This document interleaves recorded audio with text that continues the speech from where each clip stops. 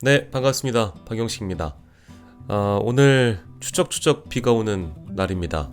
사실은 이런 얘기는 비가 올 때 해야 또 제맛이기 때문에 요즘에 제 컨텐츠 보러 오시는 분들은 대부분 정치, 시사, 이런 이슈들에 대한 흐름, 그리고 저의 글이 정확하지 않은 분석과 진단, 전망 이런 것들을 들으러 오시죠. 이런저런 얘기들을 다 귀에 담아두고 여러분들의 생각과 비교하는 재미도 있을 것이고, 또한 여러분들의 생각을 저에게 알려주는 것도 또 하나의 재미가 아닐는지. 그래서 유튜브라는 것이 쌍방향 소통 컨텐츠로서 기존에 있는 올드 미디어들이나 레거시 미디어들하고 좀 차이가 있는 것 같아요. 네, 아무튼 언젠가 이런 얘기는 한 번쯤 하지 않을까라는 생각이 들었습니다.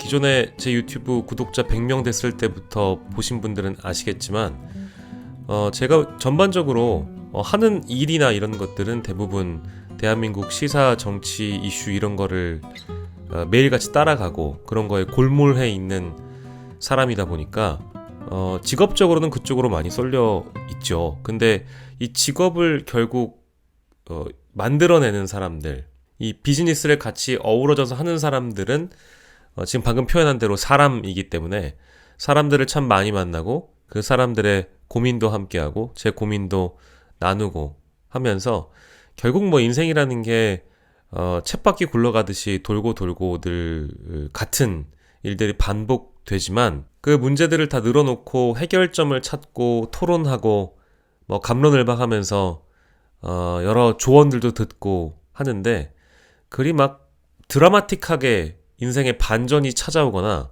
그 문제가 해결되고 단박에 이렇게 나아지지는 않는 것 같아요. 그래서 우리도 각기 다른 일들을 하면서 살아가시지만 그 안에 담겨 있는 자기 자신의 고민거리나 이런 것들은 대부분 다 유사하잖아요. 그래서 그 중에 하나를 좀 꺼내볼까 합니다. 제가 최근에 드는 생각은 자존감에 대한 부분이에요. 그러니까 나는 내가 얼마나 자존감이 높은 인물인가라는 생각을 하면서 늘 살아오거든요.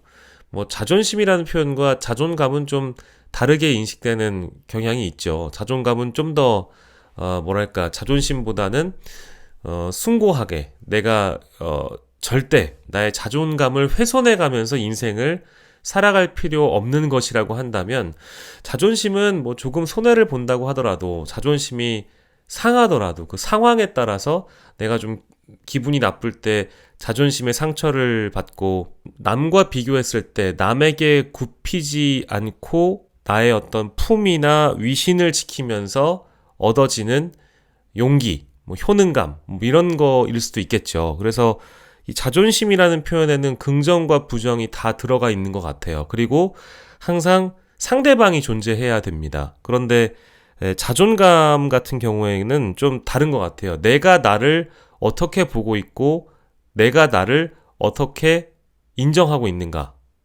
부분인 것 같아요. 그래서 시선의 차이, 자존심은 밖을 향하는 것 같고요. 자존감은 내 안에서 비롯되는 것 같습니다. 그래서 자존심이 높다란 표현을 안 쓰잖아요. 자존감이 높은 사람은 남의 시선을 신경 쓰지 않고 자존심이 상하진 않죠. 그러니까 자존감이 높은 사람은 남들이 뭐라고 하더라도 스스로 나를 어떻게 보는지가 매우 중요하다라는 것이 자존감일 텐데, 나는 내 스스로를 이렇게 규정했고 이거에 대해서 만족감이 높다 보니까 자아 만족감, 즉 내 스스로의 생활, 내 스스로 인간으로서의 나의 모습, 직업인으로서의 나의 모습 자체가 굉장히 만족감이 있기 때문에 누가 나한테 뭐라고 하더라도 흔들리지 않는 그런 감정은 자존감이라고 할 수 있겠죠. 그래서 자존감이 낮으면 어떤 일들이 벌어지느냐, 남들과의 어떤 비교를 통해서 자존심을 많이 내세우는 경향이 있는 것 같아요.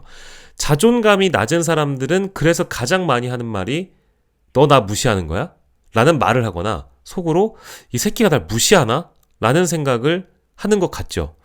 그래서 자존심을 세우기보다는 자존감을 높이는 것이 저는 절대적으로 중요하다라는 생각을 하면서 살아왔습니다. 그래서 제 인생 얘기를 좀 꺼내보자면, 제가 방송국 놈들이라는 컨텐츠를 찍어서 여러분들한테 알려드리고 싶었던 부분은, 내가 방송업계와 언론사들로부터 여러 에피소드들이 많이 있는데 그 안에서 내가 피해를 받았던 사례, 내가 부당한 대우를 받았던 사례들을 공유하면서 이런 일들이 있다고 해서 내가 너무 힘들었다. 뭐 이거는 이제 제 인간으로서의 감정일 수 있는데 그것을 더 넘어서자는 취지였어요. 즉 여러분들이 직장에서 어떤 사람으로부터 힘들어지는 일들은 비일비재하게 겪잖아요. 그런 일을 겪는다고 한들 내 자존감이 떨어져서는 안 된다. 그리고 그 자존감을 떨어뜨리는 사람이 있거나 떨어뜨리는 직장이 있다고 한다면 저는 그 직장을 떠날 것을 늘 조언하죠. 어떻게 먹고 살아야 되는데 제가 여기를 떠나야만 하느냐. 아니요. 저는 반드시 그런 상황에서 내가 내 스스로 그 상황을 바꾸려 노력해 봤는데 바꿔지지 않는다면 저는 저의 할 도리를 다 한 거잖아요. 그렇다면 여러분들은 떠나셔야 된다는 말씀을 꼭 드리고 싶어서입니다. 뭐 퇴사하라, 일을 그만두라 이런 얘기를 하고자 함은 아니고요. 내가 어떤 상황에 놓여 있는지를 잘 한번 고민해 봤으면 좋겠어요. 제가 지금 이 나이 먹도록 참 많은 후배들과 많은 선배들을 마주하고 있지만 저는 저보다 더 많은 삶을 사신 분들 혹은 저보다 덜 살았다고 하더라도 그분들의 그 자존감의 어떤 인식 이게 너무 다 다른 것 같아요. 그래서 자존감을 더 높이 있는 사람들과의 대화를 즐겨하는 편입니다. 자존감이 낮은 사람들과의 대화는 사실 즐겁지도 않아요. 왜냐하면 내가 항상 뭔가 위축돼 있고 내가 항상 누군가로 비교당하며 내가 누군가로 하여금 피해를 당하거나 그 부당하다는 거를 늘 안고 살아가고 있기 때문에 상대방이 뭐 어떤 말을 하는 거에 대해서 굉장히 예민하게 받아들이는 분들도 있는 것 같아요. 그래서 저는 고민거리를 같이 공유하고 이야기를 나누다가 제가 늘 드는 생각은 결론은 유사했던 것 같아요. 아까 처음에 우리 인생이 쳇바퀴 굴러가듯이 유사하게 돌아간다고 말씀드렸잖아요. 그 안에 있는 고민들은 대부분 자존감에서 비롯되는 것들이 많았던 것 같아요. 내가 좀 자존감이 낮은 것 같다, 낮아져 있는 것 같다 싶으면 여러분들의 인생을 좀 앞뒤로 둘러보는 게 좋을 것 같습니다. 가령 저로 예를 들자면 제가 방송국을 그만두게 된 이유나 언론사를 떠나게 된 계기, 이직을 하게 된 계기는 나의 자존감은 굉장히 괜찮은 편이었어요. 자존감은 그리 뭐 아주 높지도 않고 아주 낮지도 않은, 그리고 내 스스로에 대한 만족감을 그냥 자존감이라고 우리가 표현해 보자면 저는 괜찮은 편이었습니다. 뭐 사람들이 저에게 딱히 업무적으로 또 비즈니스를 할 때도 지적을 하거나 비판을 하거나 비난을 하거나 역량에 대한 평가를 낮게 하거나 하는 사람도 아니었어요. 그런 대상도 아니었죠. 그런데 제가 왜 언론사들을 떠나야만 했는가? 가만 보면 나는 평가를 받는 직업인데 괜찮은 평가를 받음과 동시에 이해할 수 없는 일들이 너무 많이 벌어지는 것에 대해서 내가 왜 이런 부당한 대우를 참고 살아야 하는가? 현실적인 한계라든지 그리고 불가피성을 받아들이면서 참아야 하지, 살아야 하지, 이런 생각이 드는 거죠. 게다가 내가 판단하기에도 나는 자존감이 높은 사람이니까 대충 사람들을 내가 상대방을 평가할 수도 있잖아요. 근데 내가 그 상대방을 평가했을 때 나보다 그리 잘나 보이지도 않고 나보다 그리 훌륭해 보이지도 않는, 인격적으로나 업무적으로나 어떤 형태로든 나보다 더 나은 사람이 아닌 것 같은데 나를 평가하면서 어떤 합리적이고 논리적으로 상대방을 설득하려고 하기보다는 인신공격을 하거나 아니면 좀 부당한 법적으로든 현실적으로든 뭐 도덕적으로든 모든 게 맞지 않은 비판을 했을 때 내가 그거를 반박하는데도 불구하고 받아들여지지 않는다면 뭐 까짓거 그만두지 뭐 라는 생각이 들었다는 거죠. 그것은 저의 선택이고 전 그 선택을 후회하지도 않을 뿐더러 너무나 만족하고 있습니다. 너무 잘한 선택이다. 진작에 그만두지 못했다는 것을 오히려 더 많이 후회할 뿐, 왜 나는 그 틈바구니 안에서 여러 사람들과 같아지기 위한 노력에 발버둥 쳤던가. 나는 그 사람들과 같은 사람이 아닌데, 나는 박영식인데 당신은 당신인데 왜 우리는 우리 스스로의 자존감을 가둬두고 자존감이 더 높아져야 되는데도 불구하고 더 낮아지기 위한 노력을, 오히려 다른 사람들과 같아지기 위한 노력을 하기 위해서 발버둥 쳤던 것인가? 이 대목은 꼭 우리가 함께 고민할 필요가 있는 것 같아요. 제가 최근에도 어떤 지인들을 만나서 밥도 먹고 뭐 미팅도 하고 뭐 혹은 술자리도 가져보고 해보면 대부분 우리 사회인들은 같은 고민들을 갖고 있는 것 같아요. 저 새끼는 참 개새끼다. 저 사람은 참 나쁜 사람이다. 저 상사가 나를 못 살게 군다. 저 사람은 왜 그럴까? 이제 이런 데에서 다 시작되는 고민들이거든요. 근데 해결할 수 있는 고민이 있고 해결할 수 없는 고민은 있어요. 우리가 어떤 분을, 훌륭한 분을 모시고 프로그램을 성공시켜야 되는데 그분이 이 프로그램에 와서 자신의 날개를 활짝 펼 수 있게끔 그의 잔소리도 우리가 좀 감내해주고 그의 핀잔도 좀 감내해주면서 이분을 모셔가며 프로그램을 성공으로 이끄는 것이죠. 그건 프로그램 제작자들이 어쩔 수 없이 견뎌야 하는 타인으로부터 오는 스트레스예요. 그거는 그냥 견뎌야 합니다. 그거 우리가 어떻게 할 수가 없는 문제예요. 근데 나중에 우리가 권한이 생기면 그 출연자를 바꿔버리면 되죠. 그건 간단한 문제입니다.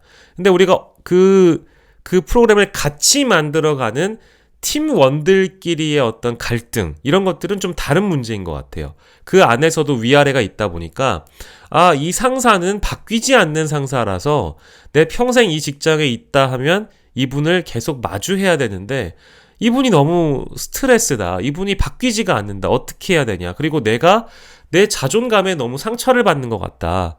자존심이 아니라 내 자존감이 점점 이 사람으로 하여금, 이 상사로 하여금 낮아지는 것 같다. 이런 생각이 들 때 어떻게 해야 되느냐? 그만둬야 한다. 라는 결론입니다. 그 자리를 떠나야 한다. 그 사람이 없는 곳에서 일을 해야 된다. 라는 것이 정확한 표현일 텐데 회사를 떠나기보다 팀을 바꾸든지 그 프로젝트를 내려놓든지 그 사람과는 같이 하지 않는 것이 자신의 인생에도 이롭다는 것입니다. 방법이 있겠죠. 상사의 상사에게 내가 이런 문제를 겪고 있으니 업무적으로 나의 역량을 펼칠 수가 없다. 팀을 바꿔달라. 상사를 바꿔달라고 하는 것은 어려운 문제이니까 팀을 바꿔달라, 아니면 내가 다른 일을 하게끔 만들어달라. 이게 아니면 나는 이 회사를 떠나야만 한다. 그 즉시. 근데 이런 것들을 누적돼서 견디다 보면 여러분들의 건강은 아마 땅바닥 아래 추락해 있을 거예요. 진심입니다. 정신적으로 오는 스트레스를 이겨내지 못하고 폭식을 한다든지 운동을 하지 않고 모든 삶이 다 귀찮아진다든지 심지어 사람을 만나는 것도 어려워진다든지, 왜냐면 계속해서 그 고민을 꺼내게 돼 있거든요. A라는 친구를 만나도 야, 너 요즘에 회사 생활은 어때? 똑같은 고민을 얘기하고요. B라는 사람을 만나도 똑같은 고민을 얘기하고요. C라는 사람을 만나도 똑같은 고민을 이야기하게 되어 있습니다. 친구들은 문제를 해결해 주지 않아요. 해결해 줄 수 없어요. 우리 스스로 해결을 해야 되는데요. 이런 문제가 반복적으로 강조되고 우리가 그 이야기를 반복적으로 입 밖에 쏟아낼 때 그 스트레스가 해소된다고 생각하시잖아요. 그렇지 않습니다. 해소되지 않고 오히려 그 스트레스가 우리를 가두게 돼요. 저는 그렇게 믿고 있죠. 그래서 주제가 바뀌지 않으면, 내가 털어놓는 고민이 바뀌지 않으면 우리의 인생은 달라지지 않습니다. 그래서 해결할 수 있는 방법은 자존감으로 비롯되는 문제는 자존감으로 풀어야 됩니다. 우리가 지금 오늘 언급하는 이 주제 안에서는 자존감이기 때문에 자존감을 풀지 못하면 자존감은 해결되지 않아요. 원래 있던 나의 자존감의 위치에 땅바닥에 떨어진 것을 올려놔야 하고요. 그것도 아니라면 더 드높여질 수 있는 상황을 우리 스스로 찾아야 합니다.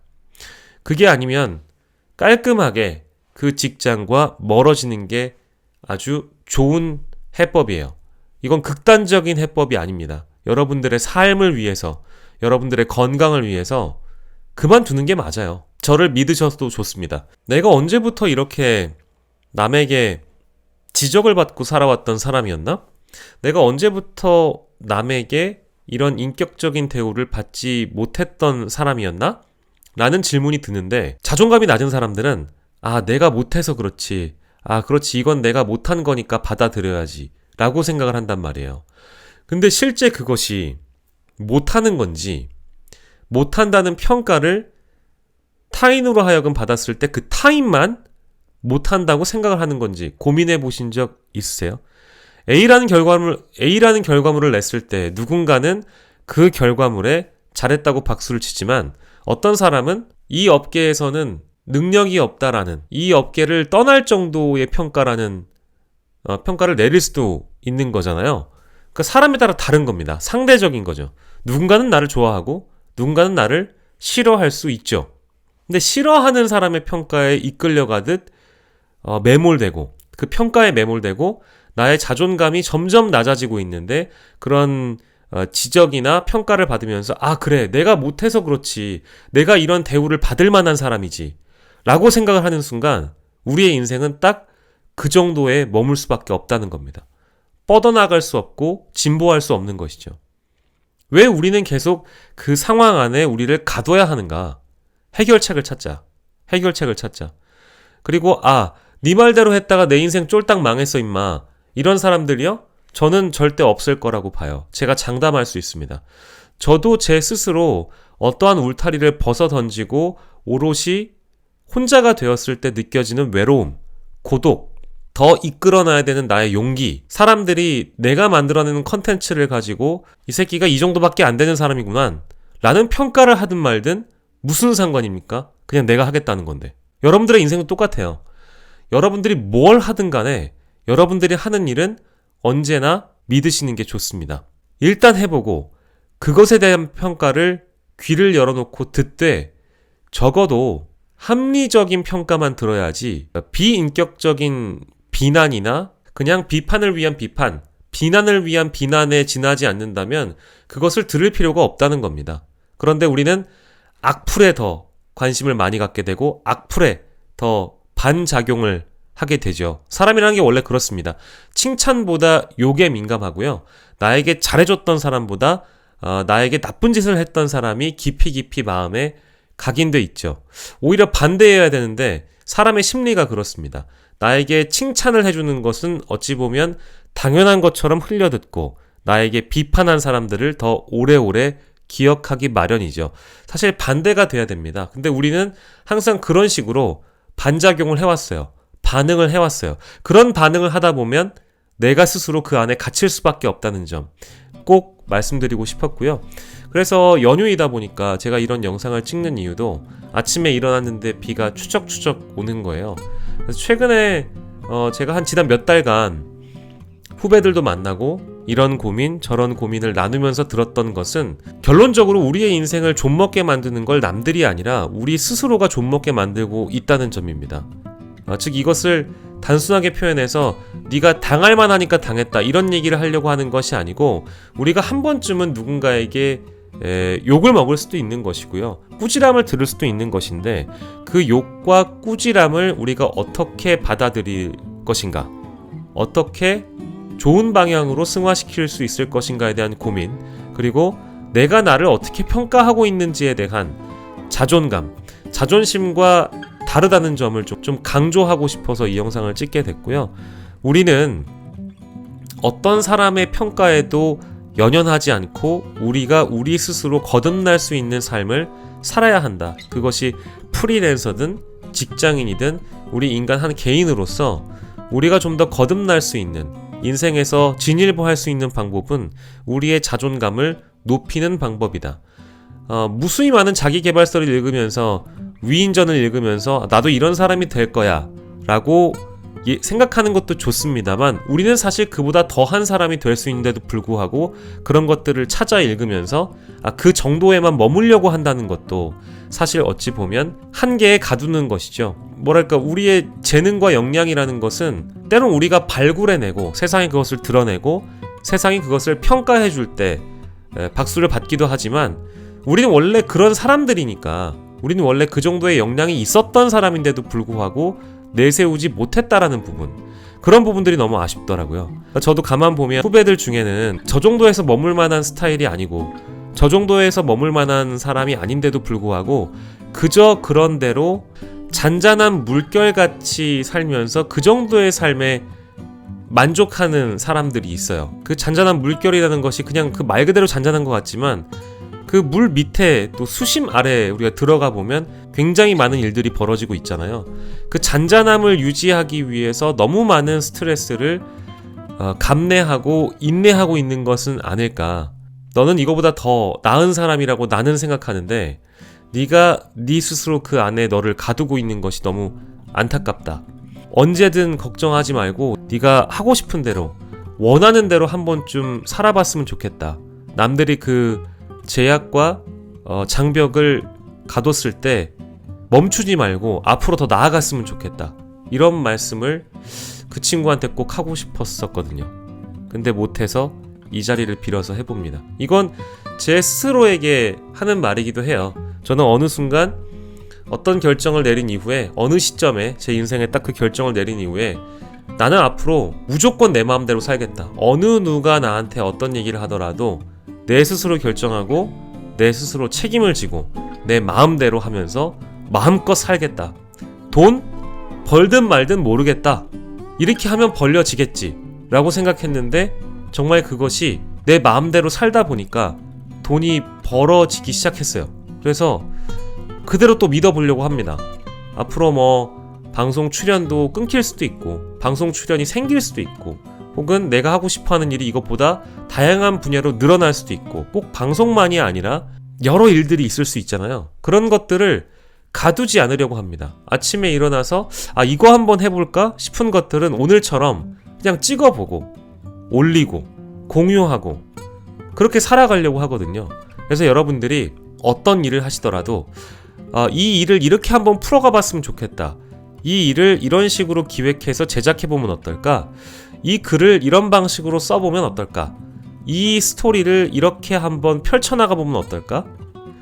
인생의 데스킹을 함부로 허락하지 마십시오. 즉 우리가 기사를 썼는데 그 기사의 팩트가 틀리고 사실관계가 잘못했을 때 누군가가 그 사실은 다르다라고 잡아주는 것과 내 주관적인 아이디어를 타인으로 하여금 타인의 아이디어로 맞부닥쳐서 내 아이디어를 수정하거나 바꾸려고 하지 않았으면 좋겠어요. 우리 인생의 방향은 우리가 결정하는 것이다. 남이 함부로 껴들어서 네 인생은 이런 방향으로 가야 돼. 너는 이렇게 해야만 해. 라고 얘기했을 때 당신의 인생을 함부로 데스킹하게 내버려두지 않았으면 좋겠습니다.